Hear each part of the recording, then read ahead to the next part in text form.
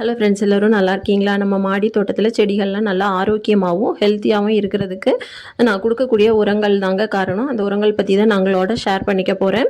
நான் கொடுக்கக்கூடிய உரங்கள் பார்த்திங்கன்னா கடலை புண்ணாக்கு, வேப்ப புண்ணாக்கு, அத்தோட எள்ளு புண்ணாக்கு, இதை தாங்க கொடுக்க போகிறேன். அது எந்த ரேஷியோவில் கொடுக்க போகிறேன் அப்படிங்கிறத உங்களோட நான் ஷேர் பண்ணிக்கிறேன். இது வேப்பம் புண்ணாக்குங்க. இது கொஞ்சம் அதிகமாகவே எடுத்திருக்கேன். ஒரு 1/4 கிலோ அளவுக்கு எடுத்திருக்கேன்.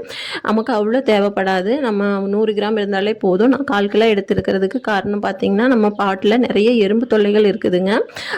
அதுக்கு 100 கிராமுக்கு நம்ம 1 லிட்டர் தண்ணி அளவுக்கு ஊற்றி நல்லா மிக்ஸ் பண்ணி ஒரு கான்சன்ட்ரேஷன் அதிகமாக அந்த பாட்டில் ஊற்றி விடுறப்போ நமக்கு எறும்பு தொல்லைகள்லாம் கொஞ்சம் குறைஞ்சிருங்க. அதுக்காக தான் நான் அது கொஞ்சம் அதிகமாக எடுத்திருக்கேன். இந்த கடலை புண்ணாக்கும் எள்ளு புண்ணாக்கும் நான் 100 கிராம் தாங்க எடுத்துக்க போகிறேன். இது 100 கிராம் எடுத்து மொத்தம் 200 கிராம் இதை நான் வாட்டரில் ஒரு 3 நாளைக்கு அப்படியே ஊற வைக்க போகிறேங்க. அந்த மாதிரி ஊற வச்சு அதுக்கப்புறம் நல்லா நம்ம ஒரு 10 லிட்டர் தண்ணியில் டைலூட் பண்ணி நம்ம செடிகளுக்கெல்லாம் கொடுத்துட்டு வரப்போ அது நல்ல ஆரோக்கியமாகவும் நல்ல பசுமையாகவும் இருக்குங்க. நமக்கு நிறைய ஈல்டு கொடுக்கும்.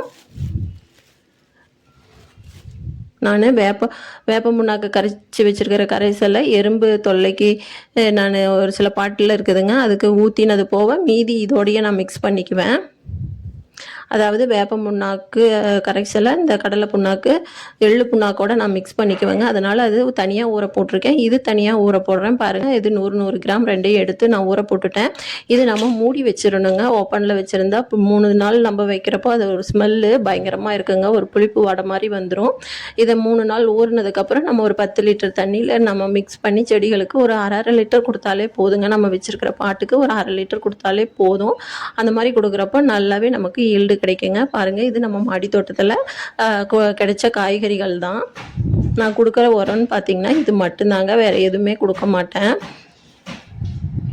பாருங்கள், எல்லாமே ஒரு நல்ல கலராகவும் இருக்கும். காய்கள் நல்ல டேஸ்டியாகவும் இருக்கும். அதோட செடிகளும் பார்த்திங்கன்னா நல்ல பசுமையாக இருக்குங்க. அதுக்கு ஒரே காரணம் நம்ம கொடுக்கக்கூடிய இந்த உரம் தான்.